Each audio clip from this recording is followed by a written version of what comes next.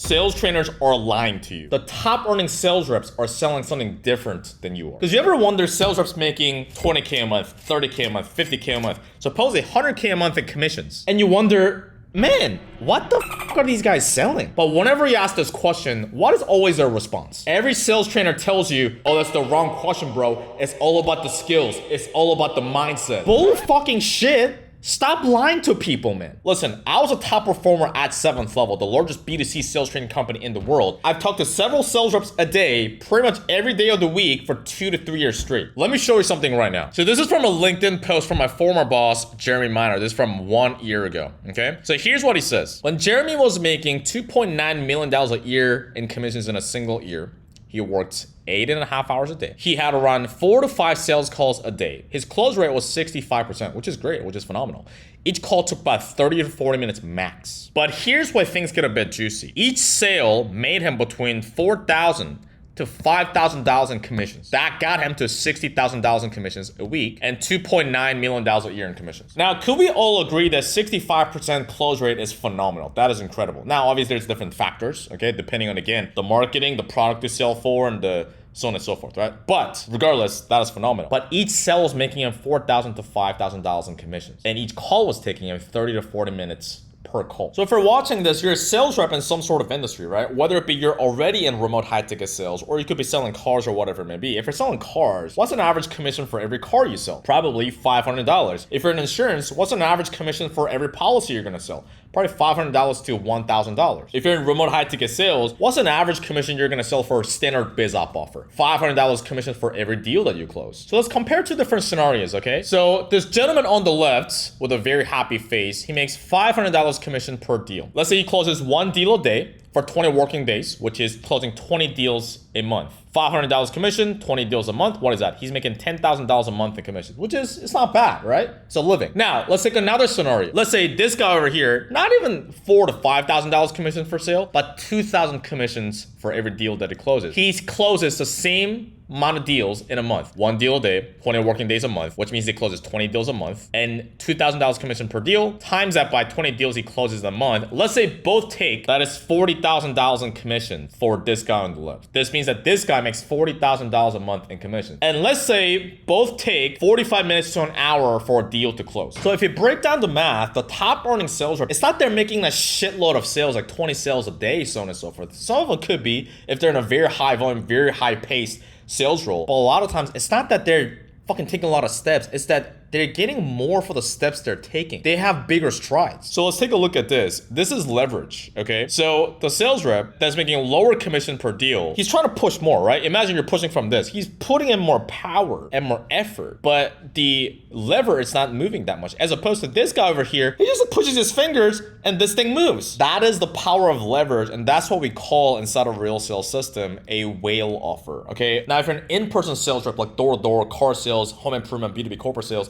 and you know what, transition into remote high ticket sales, get the 10K, 20K, 30K a month, have more location freedom, spend more time with your family, I put together a 7-hour mini course on how to succeed in remote high ticket sales. It's not as in-depth and personalized as our licensing program Real Sales System, but it'll give you something. A lot of people went crazy over it. So after this video is done, you can go to the first link in the description box below. A whale offer, how defined it is, long story short, the biggest factor is you just make more commission for every deal that you closes without the deal cycles going super fucking long. Because imagine if you're in B2B corporate sales, depending on what company you sell for, obviously, and depending on what product you sell. But a lot of times, these sales cycles are how long? 6 months, 12 months, sometimes 18 months for a deal to close, which means that you have to wait 6, 12, 18 months to get the commissions paid out. No bueno. But what I mean by that is you're still at a relatively shorter sales cycle. Let's say 1 call, 2 calls, maybe the deal closes within 1 to 7 days, but the commission value is a lot higher, $2,000, $3,000, so on and so forth as well. You're selling for a company where their marketing, the product is really, really dialed in. Yes, as a sales professional, we don't want to blame leads by any means. A lot of people do that. It's like, oh, the leads were shit, when in reality they weren't. But lead quality and marketing and the product does play a factor. It does. Because imagine there's 2 types of leads, okay? Let's say you're cold calling somebody and you're trying to convince something that they don't even have any interest in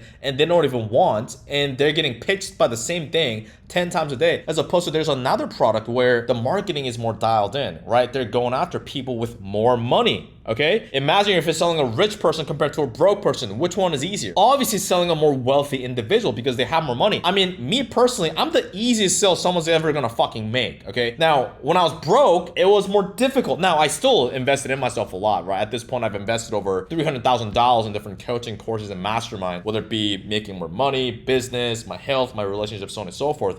Now, when I was more broke, I still invested in myself. I didn't do the bullshit thing where it's like, oh, I gotta go think about it, that a lot of people do. When I know in reality, I need to make a change in my life. But still, it took more, like, it stung more, you know? Like, as I was handing over the credit card details, it hurt a bit more. But these days, I'm just like, I'm paying $30,000 without even getting on a sales call. Over DMs, I'm paying over the payment link, handing over $30,000, right? Like an average thing I buy these days for a coaching program is, I mean, if it's below 10K, like I don't even buy it these days. You know what I'm saying? It's 15K, 20K, 30K, sometimes 40K. Okay. For this apartment that I'm in right now, I paid the whole year's upfront. Guess how much it costed me? It costed me about $120,000. I paid it upfront in one go. And so if you're selling to rich people, it's a lot fucking easier. Actually, let me just pull this shit up for you. Okay. So this is inside of our licensing program, Real Sales System, and we're gonna go to the classroom section and we're gonna go to one of our checklists and one of our SOPs on how to distinguish bad offer from good offers. Okay. So what makes a good offer is that, like I said, marketing is dialed in. So number one, they can fill up your calendar, 30 plus 1 hour calls per week, as well as the good lead nurture process, meaning that before the prospect gets on the call, it's not like every lead has to be a laydown, but they have a more better understanding of what your company does, what your product does, why they should buy it, so on and so forth. Okay. So whale offers have that as well. This is very fucking important. This will make your life easier or more difficult than it needs to be. The leads have money or has financing in place, because guess what? If you sell to more richer people, number one, you can charge higher, aka you make more commissions as well. It's easier for them, right? Let's take two different individuals. Let's say you're selling a $5,000 program, but the person has $2,000 in their bank account, $1,000 in their bank account. You need to be a more skilled sales rep to somehow make that happen, right? It's not as impossible. You can make plenty of money selling, but I have. But imagine if you're selling something for even $30,000, but the person has $200,000 in their bank account. If you compare those two scenarios, one person is like pretty much all their fucking money. The other scenario is like maybe 10% of their net worth, maybe even less. So it's a lot easier for this person to hand you over their credit card details. So back to the whale offer. So the question now becomes, where do we go find these whale offers, as well as how do I get my in? Because it's not like these whale offers that are gonna be like, hey man, can you come please sell for us? They're not gonna do that, right? So let's go over here. So this is what we've been preaching all the time, which is the hierarchy of credibility. We're not gonna go over where to go find these because it's a whole separate thing. I mean, inside a real sales system, we have something called a whale offer swap file, where through our experiences in the industry, as well as on the network in the industry, we know what some of these offers are that's only exclusive to members in real sales system. More importantly, the more advanced members inside a real sales system. But let's say you somehow find one of these offers, okay? Let's just talk about getting an interview and landing a role in these companies in the first place. Now, it's the same principle as if you were to land an offer if you were to land a role in any remote high ticket sales role, or any sales role for that matter, but it's more crucial when it comes to these whale offers, okay? The hierarchy of credibility is this, okay? You see this nice little triangle over here. The more top you go, okay, the more higher you go in the triangle, the more weight it holds, meaning the track record is the number one thing. The more track record you have, obviously it increases your value as a sales professional. Therefore, they're gonna want you to come sell at their company so they can make more fucking money, right? Here's the thing. I know I'm shitting on other sales trainers saying that, oh, these sales trainers are lying to you. To be fair, I was one of those sales trainers. Now, it's not that I was trying to lie to people. It's just that that's what I genuinely believe in. I thought skills was the only thing that mattered. I thought skills was the only thing that mattered in terms of you making more money in sales. But what I come to realize later down the line is that you ever see sales reps, whether it be in your own industry or whatever, you look around and you're like, man, I don't think they're that much more skilled than me. Actually, they're not that better than me, but they're making more money than me in sales. How is that even possible? Now, there's different factors, right? Maybe they're taking more calls, maybe they're doing other things. But a lot of times what I've noticed is that I've seen this phenomenon too, where, man, that guy's making more money than me in commissions. I'm better than him. I know that. Now, how do I know this is this? When I was selling a 7th level, okay, like I told you, there's a lot of sales reps that came in and left inside of the organization. And we've had sales reps that are making 40, 50K a month, 100K a month in commissions at other companies, okay? They would come into 7th level and they'll struggle to make 8 to 10K a month in commissions. Same sales rep. So, man, how is that possible? Okay, you could say that, well, maybe they were newer in the company. Yeah, but like they'll still stay in the company for 1 to 2, 3 months. but they'll still struggle to make 8 to 10, maybe 12K a month. But they're making 40K a month, 100K a month in commissions at other companies. And so I'm like, this is a very interesting phenomenon. And they'll shortly leave 7th level, and then they'll come back and they'll just keep repeating the cycle. It took me long enough to realize it's been a very recent phenomenon where, man, it's not all about skills. Of course, skills is very fucking important, because if you have skills, aka you're good at sales, it can give you track record and you can get yourself into these whale companies, right?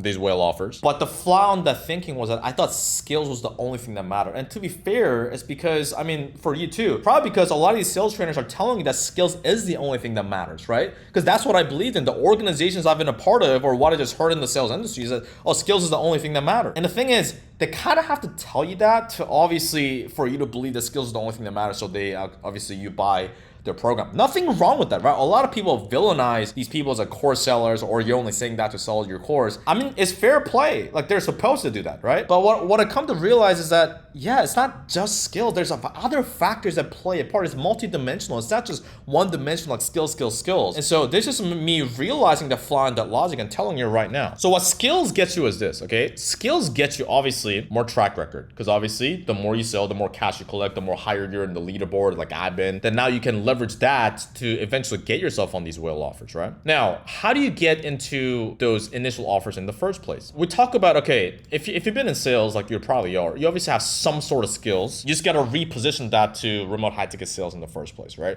Because if you've been in car sales, corporate sales, door-to-door sales, so on and so forth, if you try to sell a fitness program on how to lose weight, or if you try to sell how to start an Airbnb business the same way you're selling a solar panel, it's going to be a bit weird, right? So it's good that you have the foundations. You got to tailor that and reposition this into this specific industry. If you're already in remote high ticket sales, you go into an initial offer. It's not a complete dead and shit offer, but it's a half decent offer. You go in there, make some money, okay? Treat your parents out to a nice dinner, treat your woman to a nice vacation, get some location freedom, and then you take that into the whale offer. But here's the thing about whale offers. You can have great track record, but it still takes a bit of finagling, a little bit of finesse to get into these whale offers. Or if you want to skip the queue and get into these whale offers right away, you could do that with a lack of track record. Because you may be wondering, how are people getting on these offers in the first place? Well, what I found is this. Mainly I found that there's one of two categories. I found a combination of both. The first category is that these people just got lucky, and it was a sheer coincidence, meaning that these whale offers, while they were at like a baby whale phase in a more infancy stage, they still sold higher priced items like 20K, 30K, 50K, so on and so forth. But maybe they were hiring their first sales rep, okay? So they didn't have that many options. Well, we could hire someone, and maybe John over here happened to be within their network, right? John happened to be a family friend,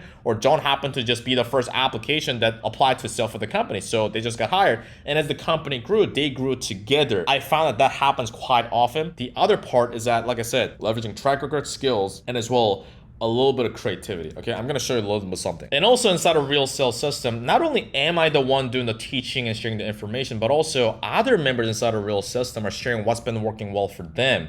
And so this is one of the student success debriefs. So this member in particular got hired at this company, where the top reps at this company are making 30K to 70K a month in commissions, okay? Not OTE, on target earning theoretical number, but they're actually making 30K to 70K a month in commissions. And so, and I'm not gonna show everything he did, okay? We did different things. Which one should we show? I'm just gonna show you this one, okay? It's not the major one that made the difference on him getting the role, but it's one of those. So we call it the 2 cents method, okay? What the 2 cents method is, I suggested to this member, it's like, hey, you already have the emails of these people, so do this. Send them 2 cents on their PayPal, okay? Their email is probably linked to their PayPal, and even if they don't open up PayPal from that email account, they still probably get some sort of notification in their email. And so what I had them do is to their, let's just say the person in the decision-making process of him getting the role, send 2 cents on PayPal, send him the invoice, okay? Even if they don't see the PayPal notification, take a screenshot of that invoice and leave a little note, okay? Leave a little note and saying that, hey, by the way, this is my 2 cents. Long story short, hey, you should hire me. You're not literally gonna say that, but just to give it a little bit of hint, okay? So we call this creative outreach when landing one of those whale offers. And the thing is, most sales reps, most humans don't even know how to do this. If they even knew how to do it, they simply do not have the intelligence and the work ethic enough to go the slight extra mile to actually make this happen, so they can actually land themselves in a better company to make their life whole fucking easier. Because here's the thing. I mean, I was looking back on my own career, right? In this remote high ticket sales industry, there's a term called offer hopping, which is when people hop from one offer, aka company, from another, every 1 to 3 months, 6 months, they do this all the time because they cannot land themselves at a whale offer, at a more established offer. Now, I wouldn't even say the company I was selling for was a whale offer at that time. I would say it's a whale offer now, but I mean, it was a more established offer. And so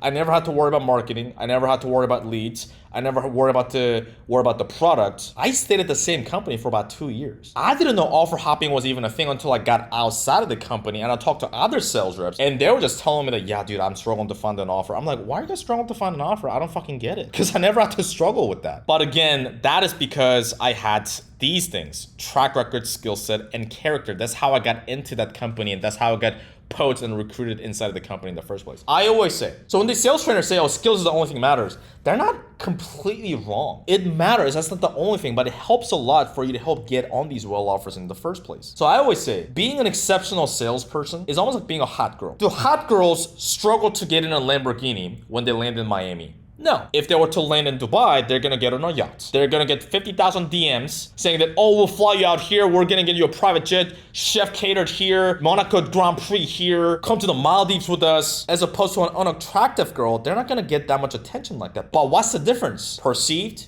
value. The attractive woman has more perceived value, meaning that she has more value. She's hot, obviously, so she has higher demand of these things. The unattractive woman has less demand because they have less perceived value. Sounds fucked up, but that's how the world operates. I'm not gonna sugarcoat it like a political correct PC warrior, just like how I'm not gonna sugarcoat how the remote high-ticket sales or how the fucking world works, which is, if you're an exceptional salesperson, it's easy for you to get on these whale offers. It is fucking easy. Why? Because you just say, hey, I was a top rep at this fucking company, I collected this much. Like, how hard is it at that point? Or if you don't have that, you can hop on a role play with them, mock call. It's like, hey, I know I don't have any track record, but I'm good at sales and I can prove it so I can show it to you. And if you are good, they will hire you. And you can use your character too. The creative outreach we just talked about. Sometimes sales reps will come to me saying that I'm struggling to land on an offer, that I'm good at sales. It could be true, it could be not, but the thing is, if you're so good at sales, if you knew how to go find and land these well offers, why haven't been struggling to land on a good offer for the last 1 month, 2 months, 3 months, 6 months? Like, let's be fucking real. So with this member, here's what happened, okay? Before, he wasn't making much. He had a 20K cash collection day, meaning that he made 2K in commissions this day. It was like a second week on that offer. Now, if you're an in-person sales rep, whether it be in door-to-door, car sales, home improvement, corporate B2B sales, and you want to transition into remote high ticket sales and get to 10K, 20K a month in commissions, have that location freedom, spend more time with your family. We're to talk about you got to increase your value as a sales professional in this industry. So how do we do that? I put together a 7-hour mini course on how to succeed in remote high ticket sales. It's not as in-depth and personalized as a licensing program, real sales system, but it'll give you something. So you can go to the first link in the description box below. You can go here and check it out.